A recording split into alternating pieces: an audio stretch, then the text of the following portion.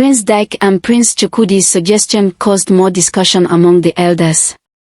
Some nodded in approval, while others frowned and shook their heads. Then Elder Emma raised his hand. When he was acknowledged, he said, "What if we give the princes a test? This way, we can see who is more capable of ruling our kingdom." The room buzzed with conversation as the elders debated these ideas. Some liked the idea of a public vote, others preferred a test, and still others had different suggestions entirely. After listening to the various opinions, Mr. Okoro stood up again. He raised his hands for silence, and the room quieted down. "My respected elders," he said, his voice smooth and convincing, "you have all spoken well, but this is a very serious matter. We can't make this decision on our own, and even a test might not show us who is truly fit to be king." He paused for effect, looking around the room. The other elders leaned in, waiting to hear what he would suggest. "I believe," Mr. Okoro continued, "that we should summon the chief priest. Let us ask the gods who they want as our king. Only they can truly guide us in this important decision." The elders sat back, considering Mr. Okoro's words. Slowly, heads began to nod in agreement. Elder Newell spoke up, "Mr. Okoro speaks wisely. The gods will know best who should lead us." One by one, the other elders voiced their agreement. They decided to consult with the chief priest to determine who should be the next king of Umo. With this decision made, the meeting was dismissed. The elders stood up, talking amongst themselves as they left the palace and returned to their homes. The village would soon know who their new king would be, chosen by the wisdom of the gods themselves. After the meeting, Mr. Okoro walked home, but he didn't go straight to his house. Instead, he stopped at a hidden spot in the forest, away from prying eyes. He looked around carefully, making sure no one was watching, then waited. A few minutes later, Prince Dike appeared, walking quickly and glancing over his shoulder. When he reached Mr. Okoro, he let out a sigh of relief. "Mr. Okoro," Prince Dike said in a low voice, "I'm sorry I kept you waiting. I had to be careful. I didn't want anyone to see me come in here." Mr. Okoro waved his hand dismissively. "No problem, my prince. Or should I start calling you my king already?" He chuckled softly. Prince Dike's eyes lit up at the word king. Mr. Okoro continued, his voice filled with excitement, "Our plan is working perfectly. Did you see how I convinced the elders to consult the chief priest? They fell for it completely." "You were brilliant," Prince Dike agreed, nodding eagerly. "But what's our next move?" Mr. Okoro leaned in closer, his voice dropping to a whisper. "Now, we need to visit the chief priest immediately.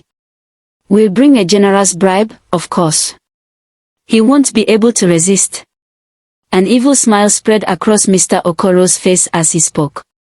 Prince Dike matched his expression, clearly pleased with how things were progressing.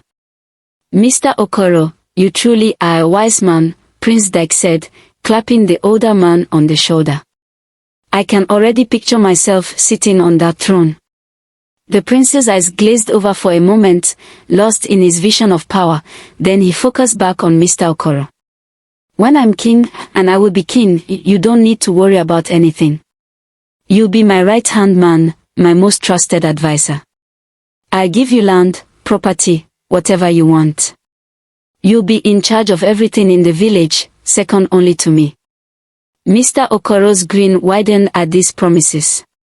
"My prince, I like the sound of that very much," he said, rubbing his hands together. "Don't you worry about a thing. This throne is as good as yours already. There won't be any problems, I assure you. You might as well start thinking of yourself as king right now." Prince Dike straightened up, puffing out his chest. He could almost feel the weight of the crown on his head. "You're right, Mr. Okoro. From this moment on, I am the king, king of Umo. No one can stop me now."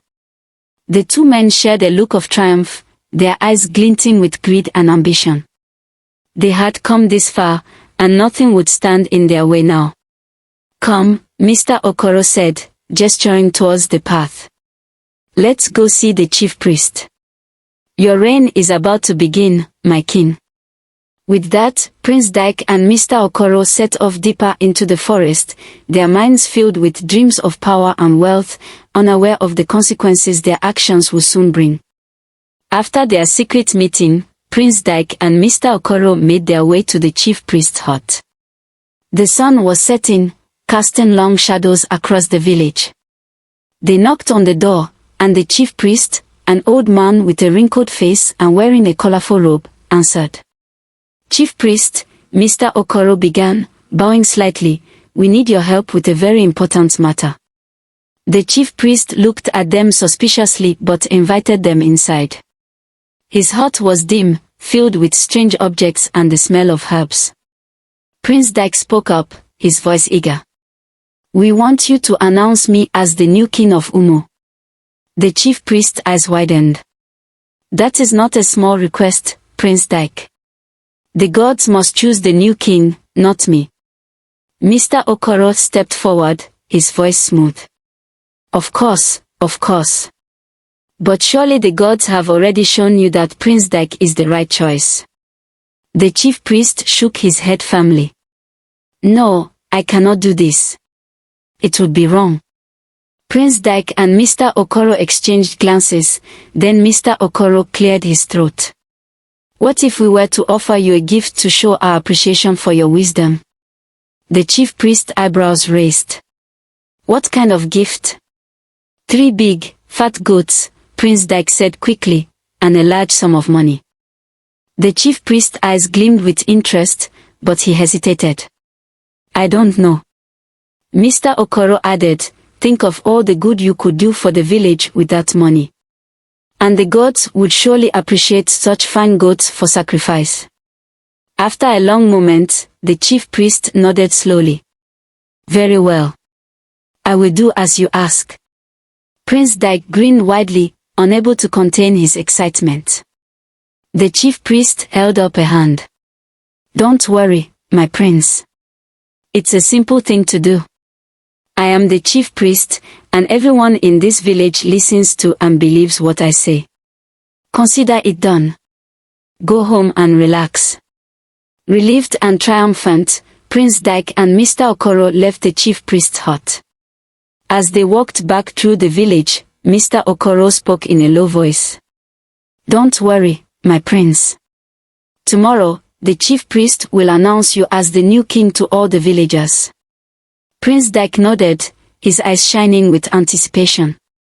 Mr. Okoro continued, "I will tell the town criers to spread the word. Everyone will gather at the palace tomorrow to hear the announcement." "Excellent," Prince Dike replied. "Everything is falling into place." They reached a crossroads, and Mr. Okoro prepared to head to his own house. "Rest well tonight, my prince. Tomorrow, you become king." Prince Dike watched Mr. Okoro walk away, then turned towards the palace. His heart was racing with excitement. "Tomorrow," he whispered to himself, "I will finally have everything I've ever wanted." As night fell over Umo, the village was quiet, unaware of the deception that had taken place. The stage was set for a new king to be crowned. The next day, as planned, the entire village of Umo gathered at the palace. The air was filled with excitement and anticipation. People whispered to each other, wondering who would be chosen as their new king. "Who do you think it will be?" one villager asked his neighbor. "I'm not sure, but I hope it's someone wise and fair," the other replied. Suddenly, a hush fell over the crowd as the chief priest entered. He was dressed in colorful robes and carried a staff decorated with feathers and beads. The priest began to chant in a low voice, waving his arms in the air. "What's he saying?" a child asked his mother. "SHH, she replied. "He's talking to the gods." After a few minutes of this, the chief priest called out, "Prince Dike and Prince Chukudi, come forward." The two princes stepped in front of the chief priest. Prince Dyke stood tall and confident, while Prince Chokudi looked uncomfortable and sad. The priest threw some small stones on the ground and muttered words in a strange language. Then, to everyone's surprise, he let out a loud laugh. "My elders and great people of Umo," the chief priest announced, his voice booming across the gathered crowd, "the gods have spoken.